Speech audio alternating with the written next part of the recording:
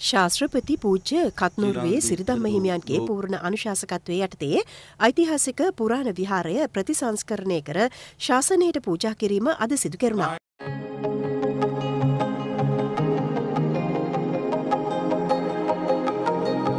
උත්සවයේ පැවැත්වුණේ අස්ගිරි පාර්ශවයේ අනුනායක අතිපූජ්‍ය නාරම්පනාවේ සුමනතිස්ස ආනන්දනායක හිමිපාණන් සහ ශ්‍රී ලංකා රාමඤ්ඤ මහනිකායේ මහානායක අග්ගමහා පඬිත මකුලෑවේ ශ්‍රී විමල මහානායක හිමියන් ඇතුළු මහා සංඝරත්නයේ අනුශාසනා පරිදි මේ අවස්ථාවේ ප්‍රකාශ වෙච්ච හැටියට ශ්‍රී ලංකා ජාතික රූපවාහිනියට අපි බෙහෙවින්ම කෘතඥ වෙන්න ඕනේ. වනගත පුෂ්පයක් රටක් ලෝකයක් සුවඳවත් කරන්නට උන්වහන්සේ ලෝකයට හඳුන්වා දීලා තිබෙන්නේ ජාතික රූපවාහිනියේ මූලික වැඩපිළිවෙලක් හැටියට.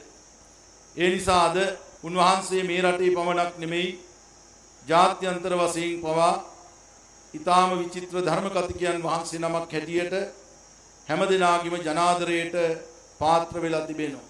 දක්ෂ තරුණ සමාජයේ මෙහෙවන මේ වගේ සමාජයට ආදර්ශයක් වෙන මේ වගේ ලක්ෂ ගණන් ජනතාවට සාන්තිය උදා කර දෙන හාමුදුරුවෝ තරුණ හාමුදුරුවෝ මේ රටේ සිය ගණන් ඉන්නවා. ඒසා මුහුණු වහගෙන යන්න සිද්ධ වෙච්ච ඇත්තෝ අතිශය ස්වල්පයයි. ඒ හාමුදුරු ගැන කතා කරනවා මිසක් මෙවැනි හාමුදුරු ගැන කතා කරන අඩුයි මේ සමාජයේ. ආගමේ දහමේ පැවැත්ම රඳා පවතින්නේ අපේ හැසිරීම මත. ධම්මෝ හවේ රක්කති ධම්මචාරේ.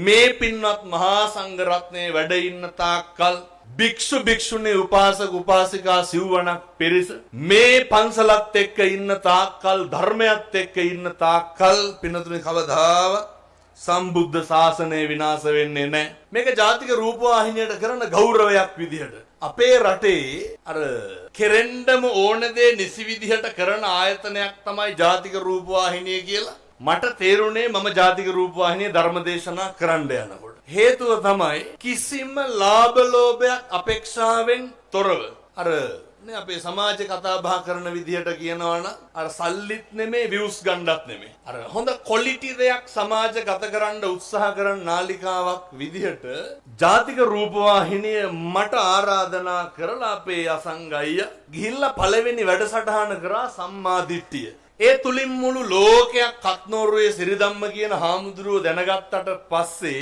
මේ ගණේවව භූමියට සියලු දෙනාම එකතු පාදා වෙන්න ගත්තා. ඒකත් එක්කම ජාතික රූපවාහිනියත් එක්ක එකතු වෙලා දිගින් දිගටම වැඩසටහන් කරනකොට ගිය අවුරුද්දේ මම පින්නතුනි බණ කියලා තිබ්බ බණ 400ක් හරි 480ක් හරි. එතකොට මේ මුළු රටටම බණ අහන්න රටේම ආධ්‍යාත්මික ශික්ෂණය වෙනුවෙන් මුලපුරපු ආයතනයක් තමයි ජාතික රූපවාහිනිය කියලා කියන්නේ. මේක ඉතින් අර මෙතන සභාපතිතුමා ඉන්න හින්දා කියනව නෙමෙයි හොඳේ. ආයතනයට කරන ගෞරවය